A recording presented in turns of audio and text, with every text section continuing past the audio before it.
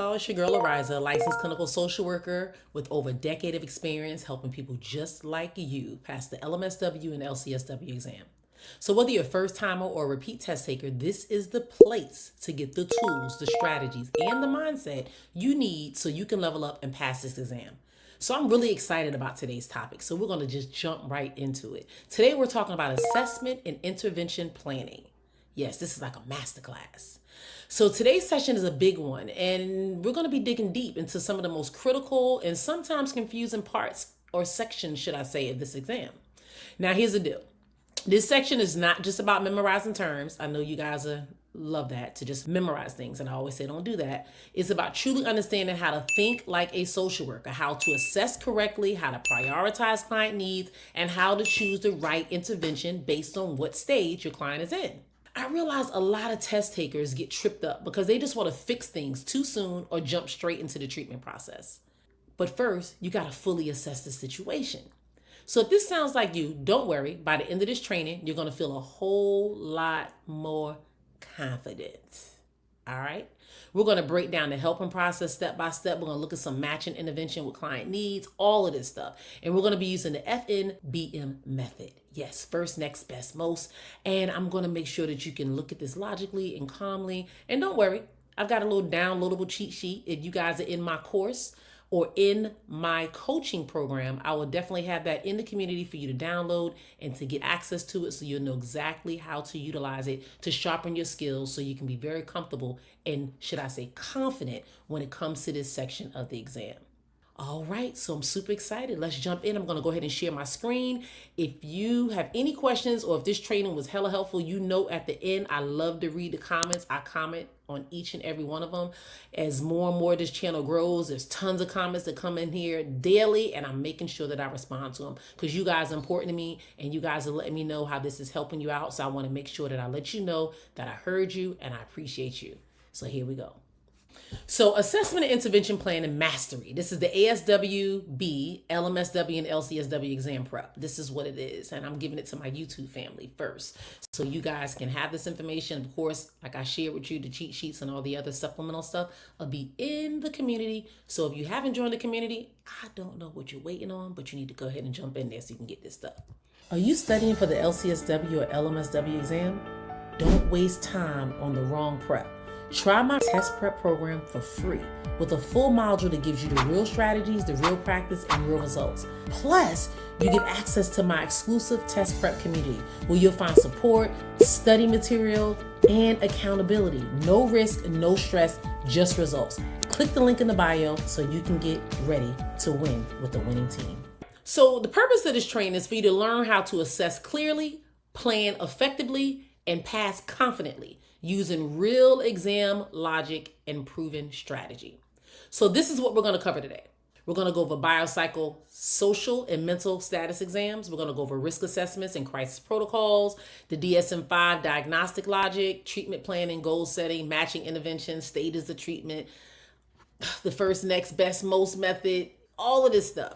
This is your test blueprint. So I want you to pay attention to the things that I'm going to be going over today because the bonus, you're going to learn how to avoid these common traps and test tricks that make you second guess yourself. And that's where the problem is at. Everyone's second guessing themselves. And that is why I hope you're here so you can stop doing it. All right, so let's jump into the biopsychosocial assessment. The biopsychosocial assessment basically deals with three major components. You have the biological part. We talk about current health conditions, past medical conditions, medications, your sleep, your appetite. We're digging into all of the biological aspects of an individual to make sure we can truly see where they are and what's going on. So we can better what? You got it, assess them. And then we go to the psychological. This is where you're probably doing your MSE, which is your mental status exam. You're looking at the mood, the cognitive functioning, whether they had any previous hospitalizations, whether they've had any psychiatric history, any trauma history, all the symptoms with any current diagnosis. When we're trying to do differential diagnosing, we want to make sure that we know what current symptoms they're experiencing, and then also what symptoms they've experienced in the past.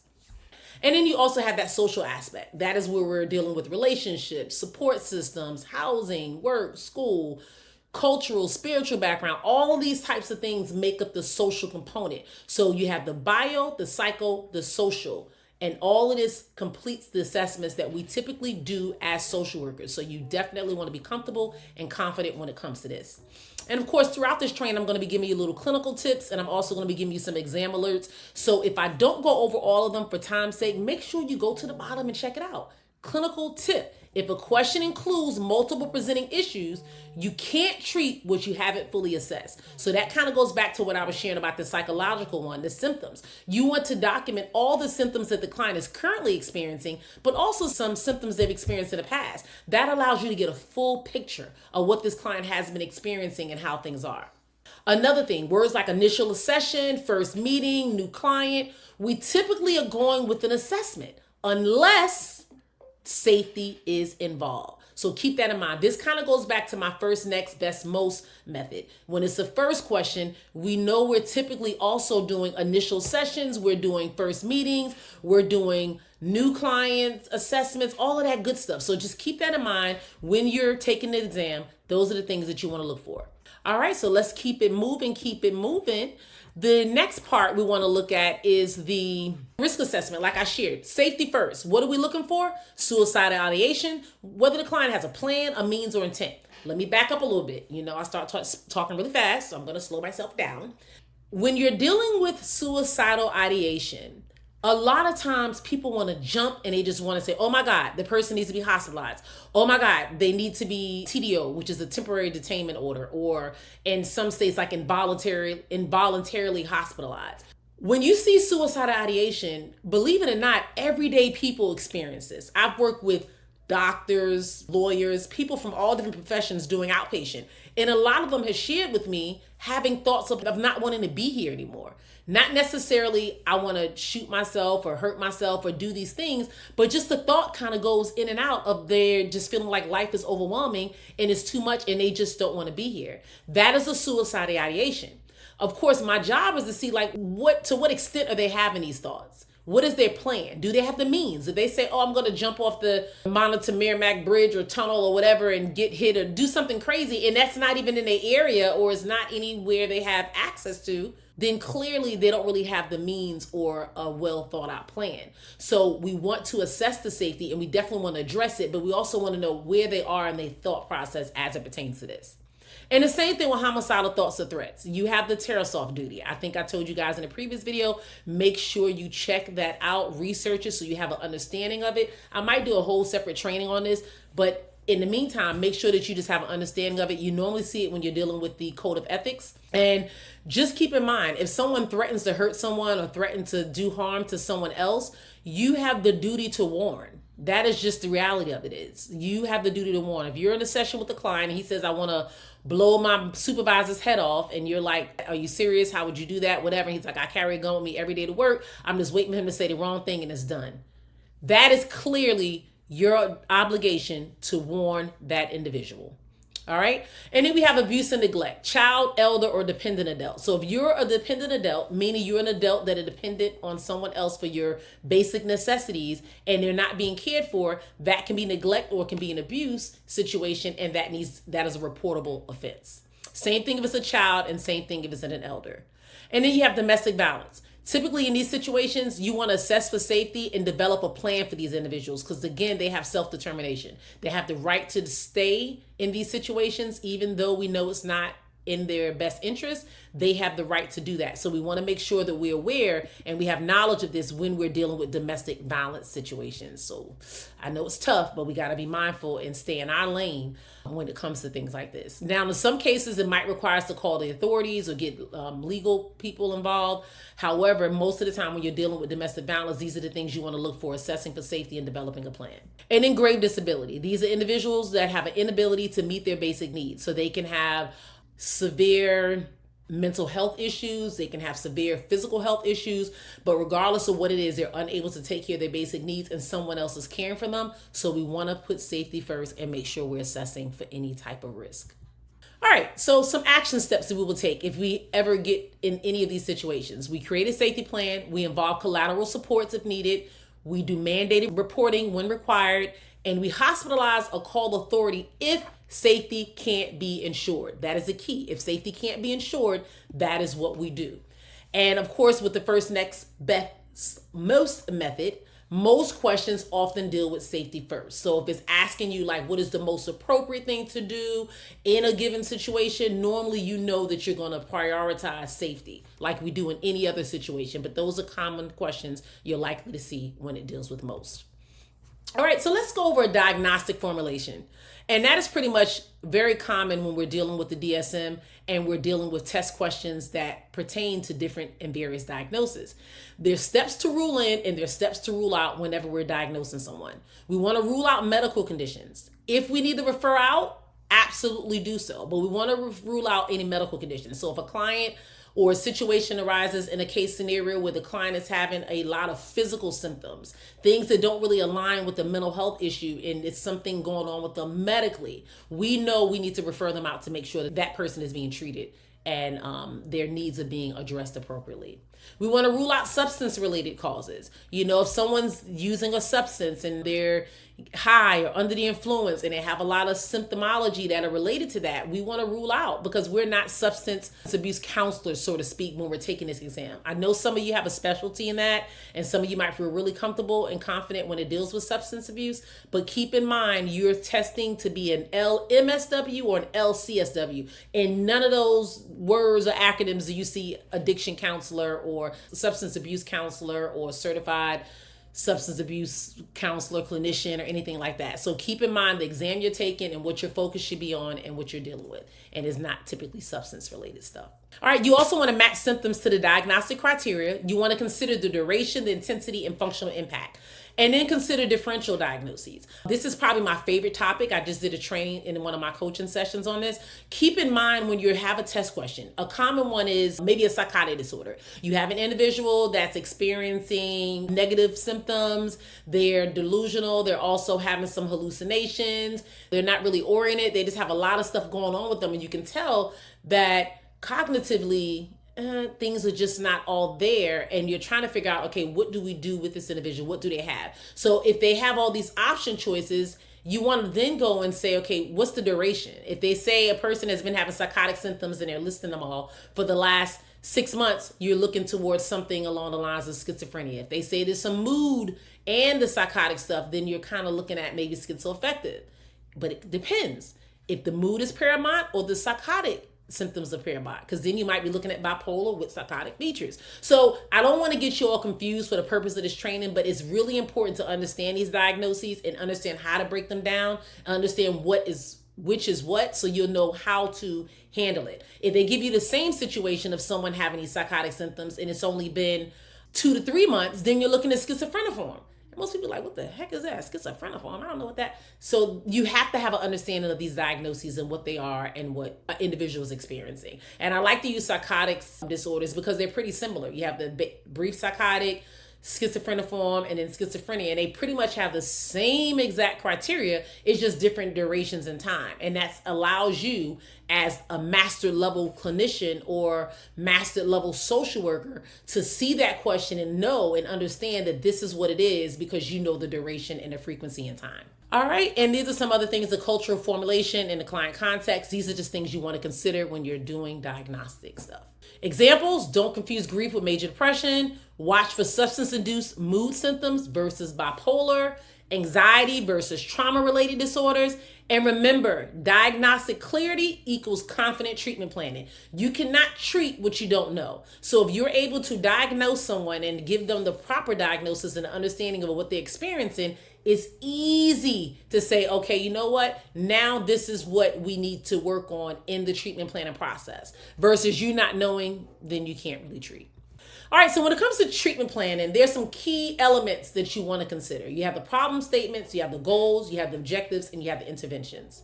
Please be mindful, guys, when it comes to developing treatment plans, you have to have this criteria. If a test question asks you about treatment planning and brings certain things up, you want to know the problem statement. Why is the client even there? And what type of goals are you developing? And then are they SMART goals at that? These are very, very important. And you always want to make sure that your interventions are evidence-based, because that is a huge thing that is, as social workers, that we are pride ourselves on doing and utilizing. All right, here goes another test tip. Look for interventions that match the stage of treatment.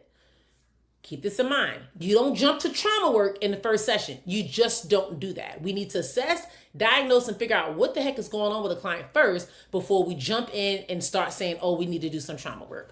So you want to keep that in mind. And then also when we're doing interventions, I like to start with the one that's maybe least invasive before we jump to the one that is more invasive. So just keep that in mind when you're working with clients in your treatment planning process. All right, let's go over matching interventions to needs. Considerations when choosing interventions is always an individual's age, culture, gender, and religious beliefs.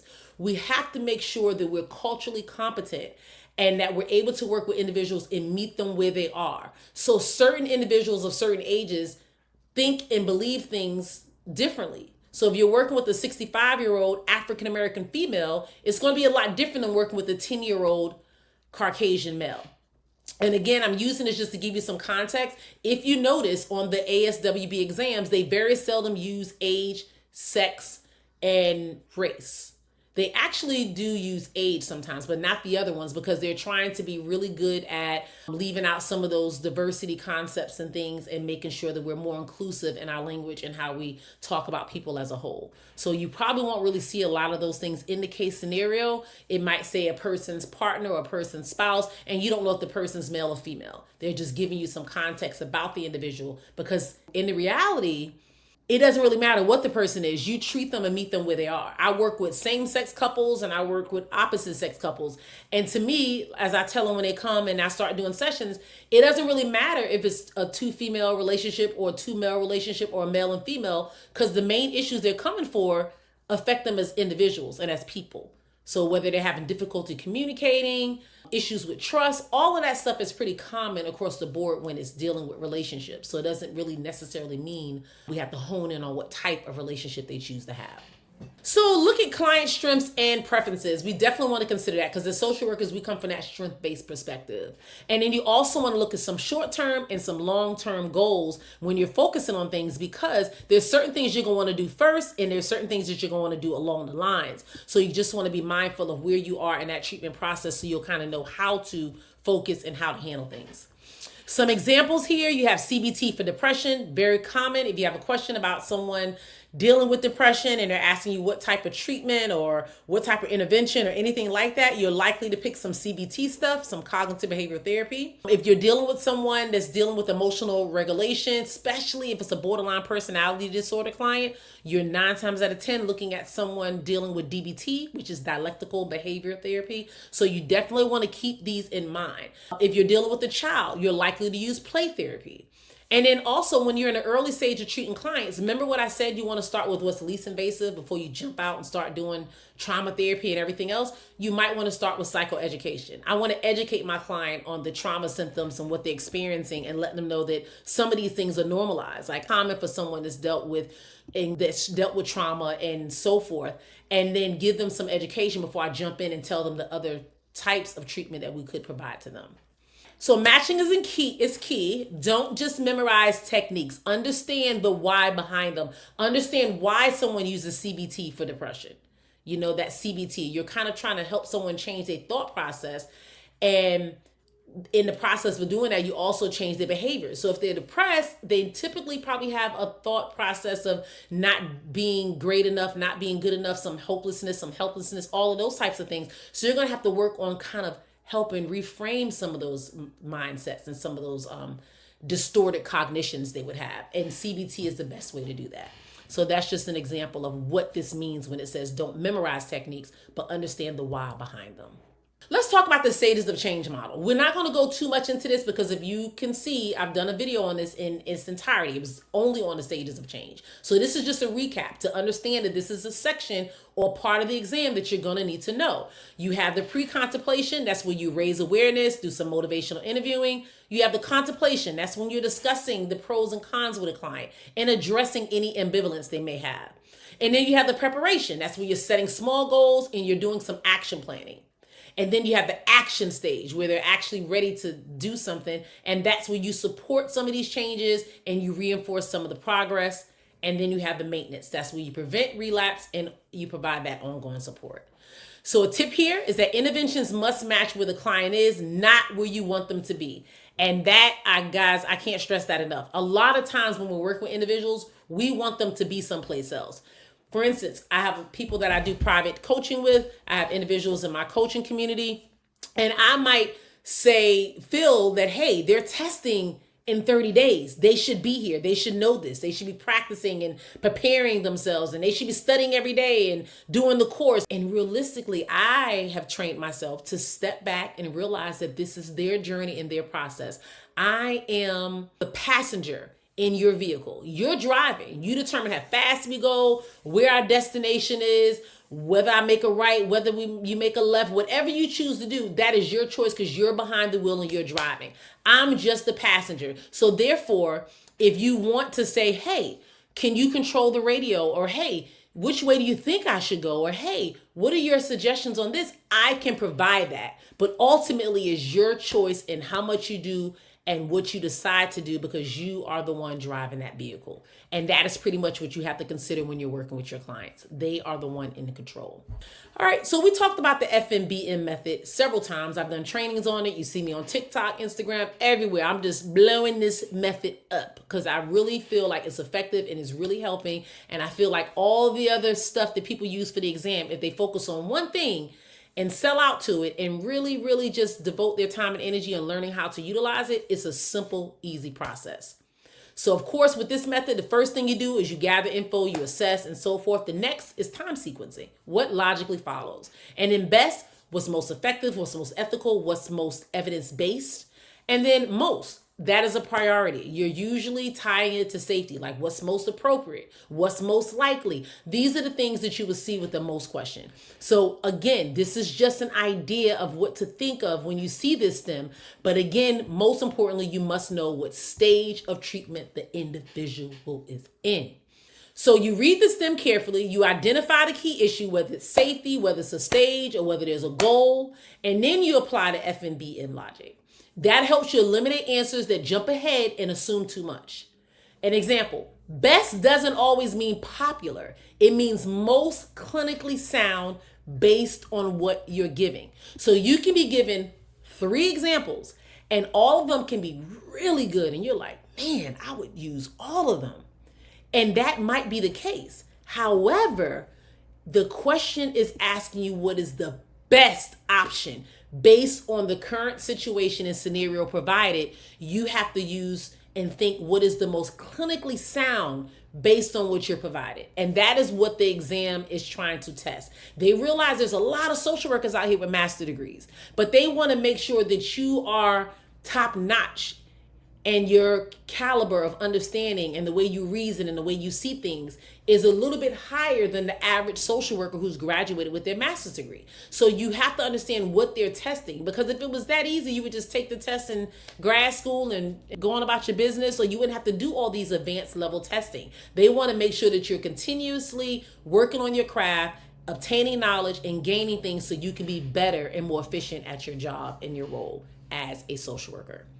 All right, so here goes some practice questions right here. And of course, I should have shared that the answers was on the screen. So go ahead, cover up the screen, cover up the bottom, do what you do to go ahead and cover the answers. But I'm really doing this for you just to get an understanding of it. So if you can, just make sure that you cut it out. You know what? I like you guys a lot. I think I'm going to... In the next trainings, I'm going to provide the answers at the end or at another space. But here, their answers are here. So we're just going to rock it out. But I do like you guys enough to give you more questions. So because these are shown on the board, if this training was really important and helpful for you and you just want some additional questions, jump into my community and send me a private chat or a message and say, hey, can you throw me some more questions based on this specific training? And I got you. Because remember, the ultimate goal is for you to pass. That's all I want. All right, so here's a scenario. You got a 32-year-old that report chronic anxiety, trouble sleeping, strained relationships, and she asks for help managing her job stress. So she got all this going on and she wants help managing her job stress. What should the social worker do first? A, teach relaxation techniques. B, refer for a psychiatric evaluation. C, conduct a comprehensive biosocial assessment. And it says, what do you do first? and you're meeting with the client, clearly in this first step, we haven't done nothing. So we are not going to be teaching them no relaxation, nothing, and we ain't going to be doing no referrals out. We need to figure out what's going on with this lady and give her a proper diagnosis so we can develop a treatment plan and decide if we need to refer her out. All right? So the answer is C. You must assess before jumping into treatment. So please keep that in mind, guys. A lot of times when we do the questions, you might have the answer here. And this is a little different because I know you guys see a question, you want to answer it, and then find out whether you're right or wrong. Even in the process of seeing the answer here on the board, you should know which one you were likely to choose. So the next question is going to be the same thing. If you want to pause your screen, or when I go to the next slide, if you don't want to hear it or know the questions, I'll warn you, and then you can just kind of pause it, or, mute me, read the question, do whatever you need to do, or just listen to me probably and not actually see the question on the screen. But definitely keep these things in mind, guys. So let's go with some key exam reminders. Keep these things in mind, and remember that safety comes first, always. You don't treat before you assess. You don't assume facts, not in the STEM, and you want to think like a generalist clinician with strong ethics. That's the key, guys. You want to think like a clinician, but you want to have strong ethics. That is a must. And you also want to use the FNBM method to decode these questions in the STEMs. You got to, guys. This is a must. This is a must. All right, so now that we got that part out the way, there are questions at the end, but the answers are not on the same screen, so you'll be all right. That one was just one that I didn't catch beforehand, so I apologize for that. But just not to confuse you guys, because I know y'all be in the comment section like, hey, you said you were giving us more questions and to pause my screen, and I did this, and you didn't get... Hold it now. I apologize, but I just double checked what I'm training on, and I realized that I have some questions at the back. So I got you. It's at the end because I want to make sure you guys stay to the very end. That's why. All right, so here goes a quick knowledge check. So this is how you can quiz yourself, and the answers are in the back, like I said, so don't yell at me. They're not multiple choice like the other ones, but they are questions that kind of help you understand and see where you're at. All right, so what are the three components of the biopsychosocial? We went over that in the very beginning, so you can go all the way back if you need to. What's the difference between mood and affect? Which comes first, diagnosis or treatment planning? And then why? I mean, you might know what comes first, but why would we do that first? And then what's the best intervention for client in contemplation stage? All right, so that's just a quick knowledge check. That's just a quick quiz you give yourself. Make sure you see, you understand it. Take a screenshot. Go ahead, you got the pictures. Now do the answers. What's next? I did this training specifically because I really want you guys to hone in and understand this section. So there are some few things that I'm going to do, and I shared with you that if you're in my community, you're going to get this. So hold me accountable, because your girl be busy and I be having a whole lot of stuff going on, a lot of things. As social workers, we might got like 150 million things going on. So you're going to have to remind me. That's why when you join the community, say, yo, I need to get the assessment and planning cheat sheet. I'm going to give you 10 questions to practice using first, next, best, and most as it pertains to this section. And then, of course, while you're in the community, you might as well just go ahead and join the next live coaching session. All right. And of course, then watch this video again before you test, and you'll feel like this information is fresh on your mind and you know how to apply it. You don't have to guess your way through this. When you assess first, everything else just becomes super clear. So make sure you do that and you will be more than fine. This is an example of the cheat sheet. So you have it, and I'm going to go through it really quickly so you guys can kind of know what you're getting, because it's a lot of information here. And I know you guys are going to see this and be like, oh, I want it. I want it. Some might be taking a screenshot of it now, but to me, it's better if you just had a copy of it. All right. So it goes over the biopsychosocial assessment. Remember, we just talked about it. What are the three components of that? You can use this in intake or whenever you're unsure what to do first. This kind of gives you a little cheat sheet. The mental status exam, we talked about that a little bit. It's going to tell you the mental vitals, like the appearance, the mood, the speech, hallucinations, all that good stuff. I love it, guys. I'm breaking down hallucinations, delusions in my community, telling you which is which, how to kind of know how to differentiate the difference between a delusion and a hallucination, all of that good stuff. So these are some things here that you'll get on the cheat sheet. You're also going to get a risk assessment. It's going to tell you what to do when it's a safety issue. And you're also going to have the DSM-5 diagnostic formulation. It's going to tell you the steps to rule out and all that good stuff. Going to give you a treatment plan and breakdown. Yes, look at that. Telling you what's in the problems, the goals, objectives, interventions, all of that stuff. And I know some of you guys probably like, look, I don't need to join another community. I don't need to join another nothing. I'm just going to take a picture of this screen and I'm just going to study it. And that is perfectly fine. But if you guys want a little bit more support, I'm advising you jump in the community and I'll have this for you so you can use it. All right, so we also want to match interventions to clients, right? We told you in the other examples, you want to match based on culture, age, stage, and all that kind of stuff. And then when you get the actual cheat sheet, it'll all be on one page because you see the examples on the second one. That's because, I know some of y'all going to take little pictures of it and I want to make it a little choppy. So when you join the community, you can see the real one. No, that's not the reason. I just didn't catch it before I put it up here. But that is the plan. All right, to have this fixed up when you do join, and I'll give it to you. These are the stages of change. This is really helpful. I love this because you can see the client behavior, then you can see the best response. But you guys go to the other training I did on stages of change model, and you'll get most of this information in that training because it's just on that. So that'll be really helpful. And then, of course, we talk about the different steps. You guys have seen the first next best model so many times. And I have also provided a lot of cheat sheets and things like that in the community. But if you haven't, that'll be in there for you as well. And then, of course, remember I gave you the quick knowledge check sheet. We gave you those quick things to look at. And then, of course, the answer sheet is in the back. All right. So this is the cheat sheet. Again, it's a lot of stuff that's coming in that cheat sheet. It starts right here. And I hope it's really helpful. I hope you found this training to be really helpful. I'm excited to hear about you guys' wins in the chat, in the community. Make sure you like this video. Make sure you subscribe. Make sure you just share it with everybody. Follow me on TikTok. Follow me on Instagram. Of course, I devote all my time and energy into YouTube, so those channels are not as lit as the young folks say. However, they're growing and they're actually are getting a lot of attention. So I really appreciate you guys following the sister, joining my community, subscribing, all that kind of stuff. The love has been overwhelming, but it's been exciting and I absolutely love it. And I wish each and one of you success and blessings. And make sure in the comment section you come back when you pass your exam and say, look, I passed. Oh my goodness, you have no idea what that does. That just makes my day. And I just go into making another video. So the more videos you want me to break down, that's what you do. Have your friend, whoever, come back and tell me that they passed, and I got you. Be blessed until the next one.